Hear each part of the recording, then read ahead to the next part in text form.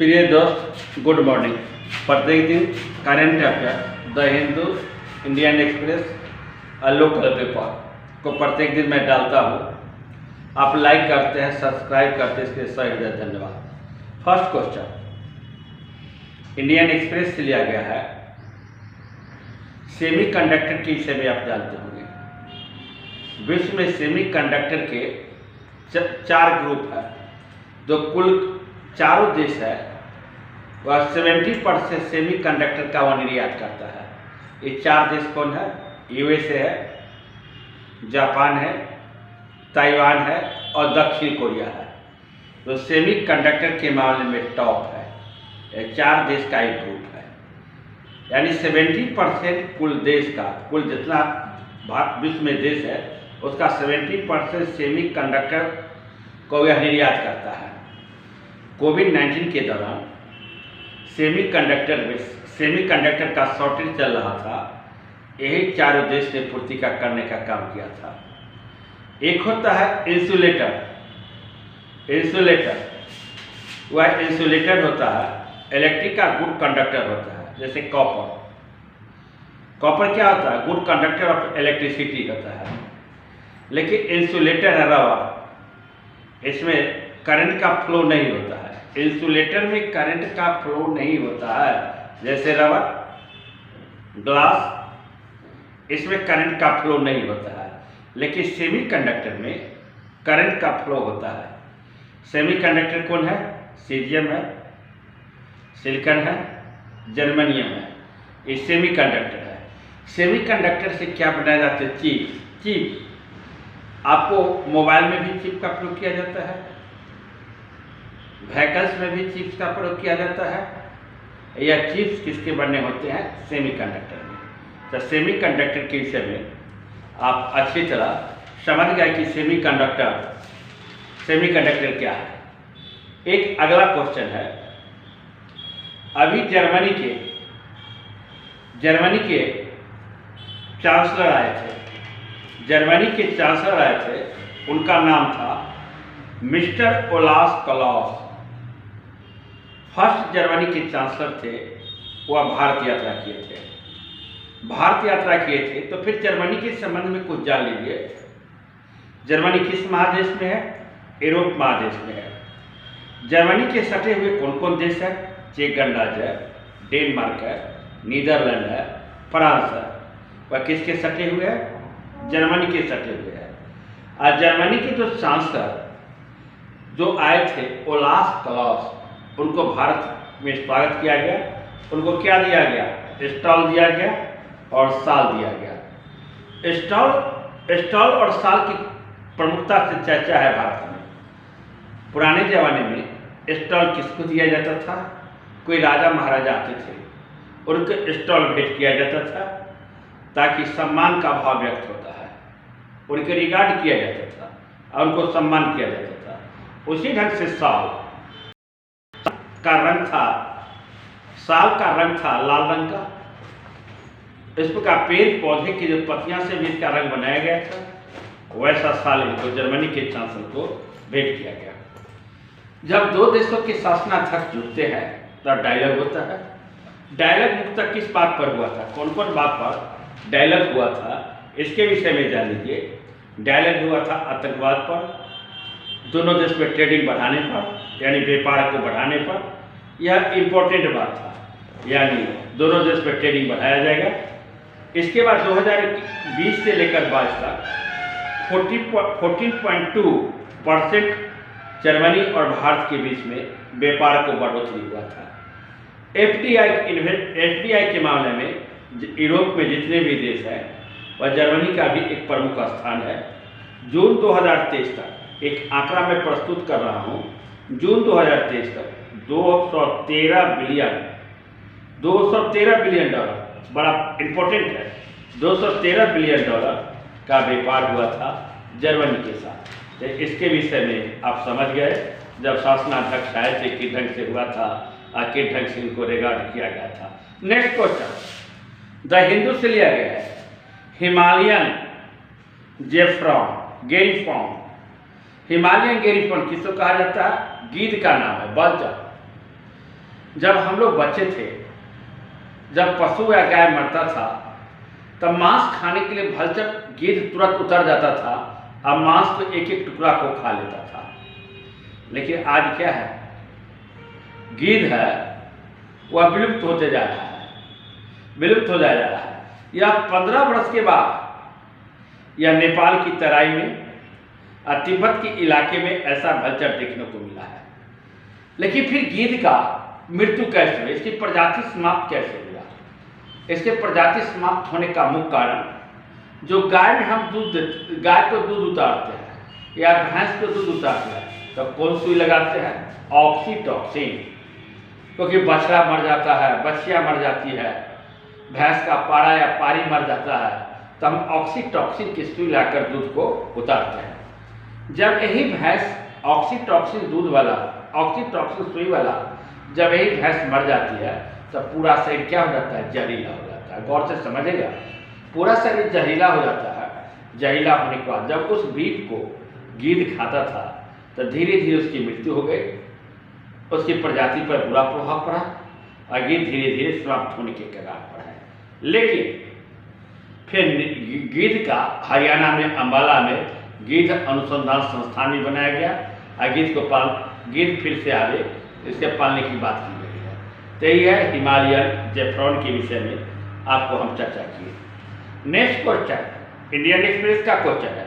यह क्वेश्चन है अनवाइन festival, UNYING अनवाइन festival. अनवाइन festival कहाँ मनाया जाता है? बड़ा इंपॉर्टेंट क्वेश्चन है। यह प्रश्न अगर किसी परीक्षा में पूछ दे अनवाइन फेस्टिवल के विषय में, तो जो लड़का हिंदू या इंडियन एक्सप्रेस का जो भी अध्ययन नहीं किया होगा वह बहुत कम जानता होगा। अनवाइन फेस्टिवल मनाया जाता है अरुणाचल प्रदेश में, और आदि कम्युनिटी के लोग मनाते हैं। आदि कम्युनिटी के लोग, आदि कम्युनिटी क्या है? एक जनजाति है। ये कहाँ से आकर बसे? चाइना से आकर बसे। ये फसल की बुआई पर या फसल की कटाई पर यह फेस्टिवल को बड़ी धूमधाम से मनाया जाता है। अभी हाल फिलहाल में अरुणाचल प्रदेश में इस प्रकार के फेस्टिवल मनाया गया है।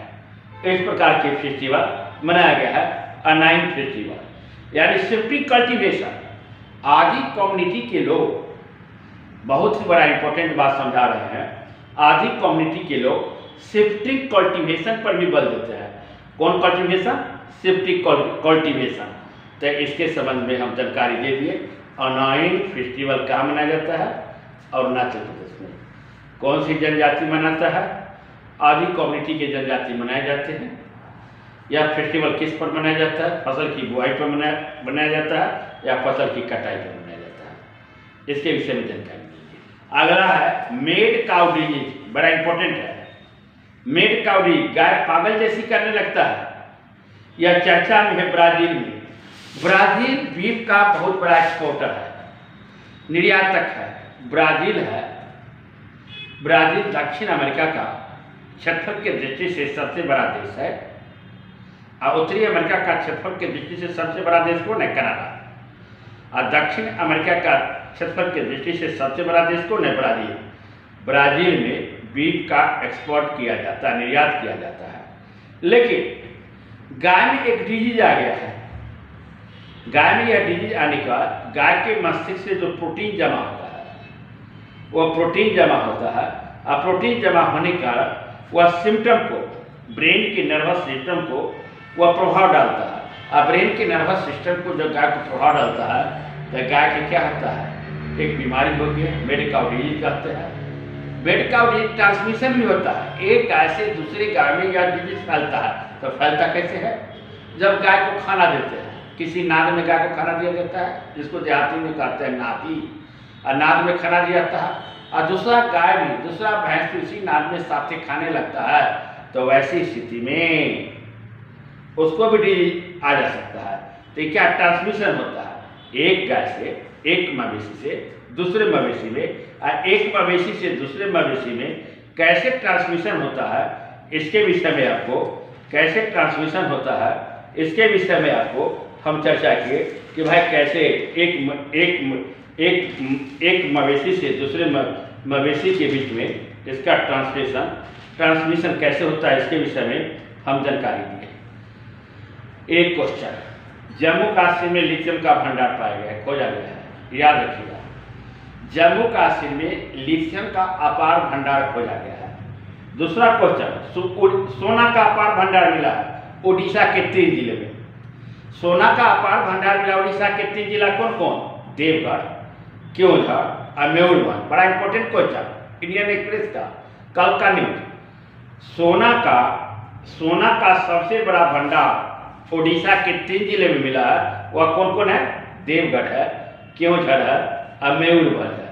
यह कौन खोजा है? जूलॉजिकल सर्वे ऑफ इंडिया द्वारा, जूलॉजिकल सर्वे ऑफ इंडिया द्वारा यह खोजा गया कि भाई लिथियम का भंडार जम्मू कश्मीर में और सोना का भंडार आपको क्योंझर में मिला है। एक क्वेश्चन अभी आप जानिएगा कि G20 का सम्मेलन हो रहा है और G20 के सम्मेलन में कौन अध्यक्षता कर रहा है? G20 के सम्मेलन में भारत अध्यक्षता कर रहा है।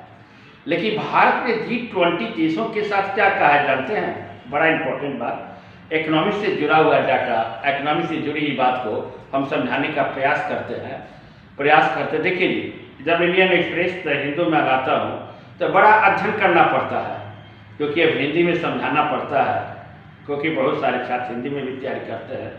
तो आपको G20 प्रेसिडेंसीशिप किसके पास है? इंडिया के पास है। इंडिया ने G20 देशों से क्या कहा? जो हमारे यहाँ इकोनॉमिक ऑफेंसिव को वापस किया जाए। इकोनॉमिक ऑफेंसिव का अर्थ क्या होता है? जैसे विजय माल्या, नीरव चौधरी भारत से पैसा लेकर दूसरे देश में चला गया है। अब विश्व में कुछ ऐसे देश हैं जो उस देश में जाकर छिप जाते हैं तो वह देश कार्रवाई नहीं करता है, वह देश का एक अलग कानून है, अलग संविधान है। लेकिन भारत ने 2018 में एक एक्ट पारित किया था। वह एक्ट के तहत उन्होंने क्या एक्ट पारित किया था? बड़ा इंपॉर्टेंट क्वेश्चन। एक्ट पारित किया था, जो व्यक्ति भारत की संपत्ति को हड़प लेता है, बैंक से पैसा निकाल लेता है, दूसरे देश में जाकर बच जाता है, भारत में उसकी संपत्ति को जब्त कर लिया जाएगा और उसकी संपत्ति को नीलामी कर दिया जाएगा और जहां से पैसा निकाला उसमें जमा कर दिया जाएगा। इन्फोर्समेंट डायरेक्टर, भारत का इन्फोर्समेंट डायरेक्टर के ने नीरव चौधरी को, चाहे विजय माल्या जैसे व्यक्ति को और जैसे व्यक्ति जो भारत में पैसा को बैंक से या अन्य स्रोत से कालाबाजारी से जमा किए हैं, उन पर केस चला, वो भाग गए। तो इन्फोर्समेंट डायरेक्टर ने लगभग $180 बिलियन, बड़ा इंपॉर्टेंट क्वेश्चन, लगभग $180 बिलियन जो भारत में उन लोगों की संपत्ति है, उस संपत्ति को नीलामी करके प्राप्त किया है। और $180 बिलियन कहाँ जमा किया है? बैंक में। और उन्हें उस देशों से, G20 देशों से भारत ने अनुरोध किया है कि आपके यहाँ बहुत लोग छुपे हुए हैं, हमें उनको पकड़ने का इजाज़त दीजिए, ताकि उनको हम अरेस्ट करेंगे और फिर संपत्ति जो है ऐसे भारत की संपत्ति के जो ले गया है उस संपत्ति को वापस करेंगे, हमें आदेश दीजिए। उन्होंने G20 देशों के साथ उन्होंने अनुरोध किया है। कितना बढ़िया अनुरोध और कितना बढ़िया भारत में कानून बना। इसके साथ मेरे दोस्त, अगर वीडियो अच्छा लगेगा तो लाइक निश्चित करेंगे और लाइक के साथ मेरे दोस्त सब्सक्राइब निश्चित करेंगे। आपको किसी भी परीक्षा के लिए, SSC हो, दरोगा हो, BPSC हो या UPSC हो, करंट अफेयर्स आपके लिए इम्पोर्टेंट है, क्योंकि बड़ी शिद्दत और बड़ी मेहनत के साथ इस करंट अफेयर्स को तैयार करने में हमको 3-4 घंटा समय लगता है। ऐसे नहीं है कि करंट अफेयर देखना पड़ता है, समझना पड़ता है, नोट्स बनाना पड़ता है, इसके बाद तैयार करते हैं। फिर मिलते हैं अगले वीडियो में। जय हिंद, जय भारत।